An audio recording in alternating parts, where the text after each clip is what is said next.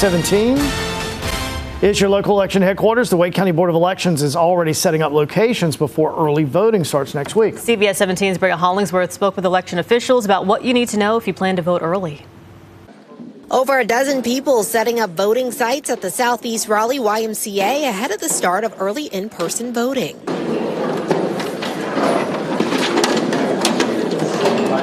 Danner McCullough, public relations coordinator with the Wake County Board of Elections, says they're preparing for a large voter turnout this election.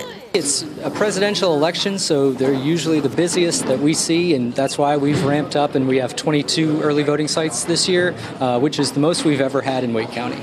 Olivia McCall, director of the Wake County Board of Elections, says there's a process to make sure your vote gets counted. When you early vote, you are early voting at one of the 22 sites. So your ballot will be going through a tabulator that has been already tested and ready for this election. When we get those machines out to the early voting sites on the first day of early voting, your ballot will be placed in through the tabulator. It will be scanned, and then it will be actually tabulated on election night at 7:30 is when we close the polls. And if you do plan to vote in person, don't forget your ID. So important for voters to understand is that there is a voter photo ID, law that is in place. Again, there's a large acceptable list of IDs, people that we are working with, that are asking about IDs. The majority of people have one of those acceptable forms.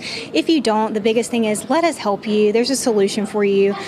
So give us a call. Let us walk you through where to find that acceptable list. Brea Hollingsworth, CBS 17 News.